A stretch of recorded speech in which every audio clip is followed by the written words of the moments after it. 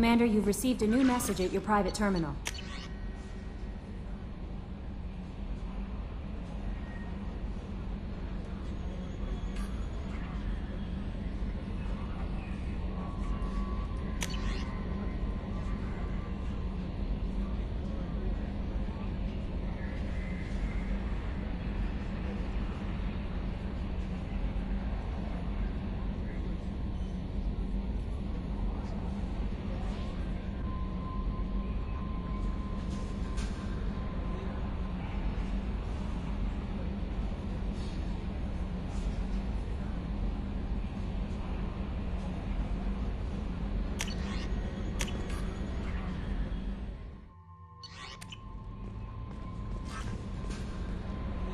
You had me so worried when you were trapped on the Collector ship.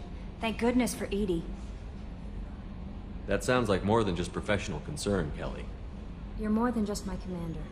You're my friend. Edie brought you back to me. If she had a body, I'd give her a big hug. I'm standing right here. Where's my hug? Welcome back, sir. Anyway, how may I help you, Commander? Is there anything I should know? Nothing right now. Anything else, Commander? That'll be all. I'll be here if you need anything.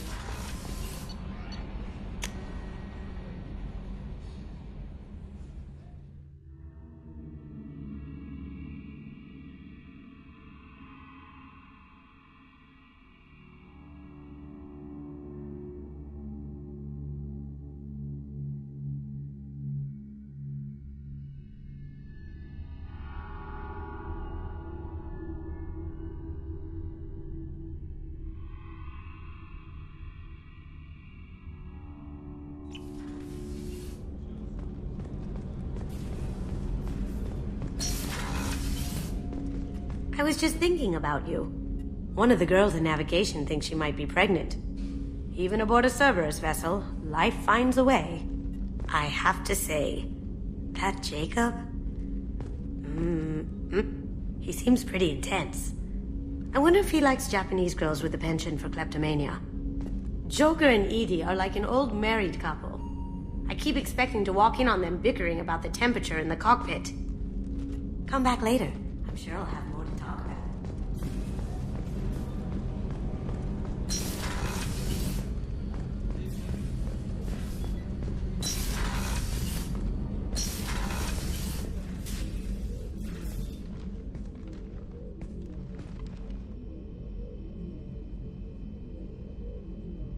Shepard. What are your impressions of Miranda and Jacob? Jacob is an earnest young man. Events will either forge him into a great man or utterly destroy him. Miranda is undoubtedly a hard woman. I respect her strength and determination. She carries many burdens and doesn't share them with others, as it should be. How do you think our mission is going? Building our forces is a good strategy. However, the time to strike is coming soon. How are you? I've spent much of the last 400 years on my own. It is nice to have a colleague to chat with. I may be rusty at it, however. If you are patient, I would love to talk. What do you think of Cerberus? I've heard rumors, but learned long ago to form my own impressions. There is too much room for interpretation in the opinions of others. Why were you willing to work for Cerberus when you didn't have first-hand knowledge? I work for you, Shepard. Our methods may be different, but our goals are not. I'd like to hear more about the criminal you were chasing on Nos Astra. I hope you will understand if I wish to avoid this topic. It is deeply tied to my code and beliefs. You might say it is personal. I need to know if this will impact the mission. It will not. How much do you know about our mission? I know that I've sworn an oath to follow you, and that you seek to destroy the Collectors. That is enough for me. You don't want to know why the Collectors need to be fought? When you live by a code that compels you to harsh action, you learn the dangers of curiosity. If I must kill a man because he has done wrong, do I really wish to know that he is a devoted father? I should get back to work.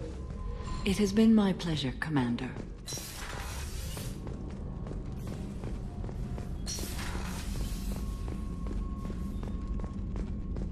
The commander's put together an impressive team. I've never worked with so many aliens before. They're a small army.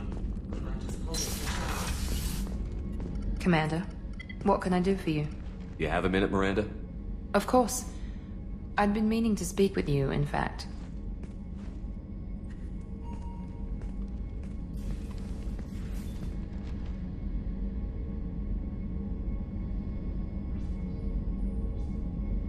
I wanted to apologize. I didn't fully believe you'd be up to the task, and it seems I was wrong. Frankly, based on what I've seen, I wish Cerberus had recruited you earlier. I wish your people had made the offer. I looked at your track record as you hunted Saren. I saw the choices you faced. You'd fit in fine here, and we'd be lucky to have you. Too many join us out of simple xenophobia. We need more people here for the right reasons. I saw your bases years ago. You were using Rachni, Thorian creepers, even husks to make your own army. The husks were already dead. The Thorian creatures were mindless, and the Rachni were abandoned once we understood their intelligence. We weren't breeding an army, we were breeding expendable shock troops for high-risk scenarios. How many soldiers died in Saren's attack on Eden Prime? How many would have lived if we'd had just a dozen Rachni soldiers on our side? What was Cerberus trying to prove by experimenting on children like Jack? A mistake, no question. Not mine. And one that was corrected once we discovered the extent of the experiments being performed. With your intelligence, you could have landed any job you wanted. Why choose this? Because I still envy the time Morden spent with the Special Tasks Group, working with people as smart as he was. Cerberus never tells me that something is impossible. They give me my resources and say do it. And they've given you even more. A new life, a new ship, the elusive man's personal attention. What? You disapprove? No. I'm just impressed. You're... well, look at you. A kid from the slums of Earth. No family, little formal education.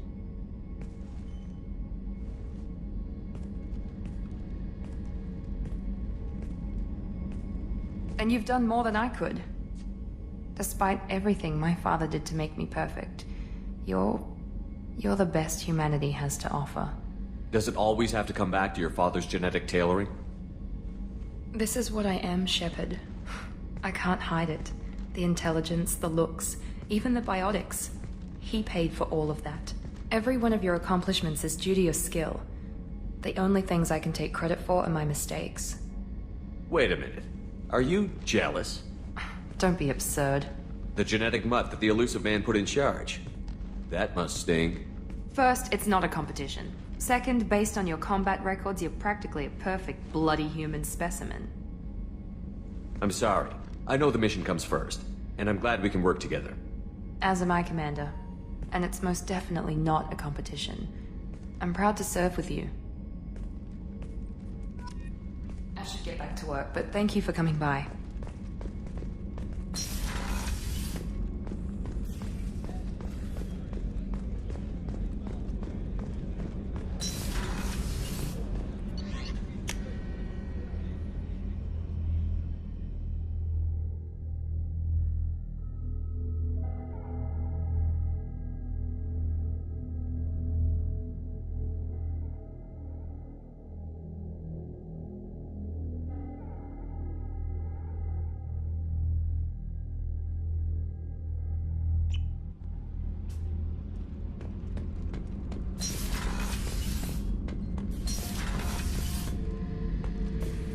Shepard, I was just waxing goddamn nostalgic. I was trying to remember how many Cerberus operatives I've killed. Lost track around 50. Guess your elusive man's big on forgiveness. Get a knife stuck in the right way, and you can pull that plate right off a Krogan's head. It's the best way to get a Krogan to talk. The threat of it drives them mad. I should let you go. Talk more than...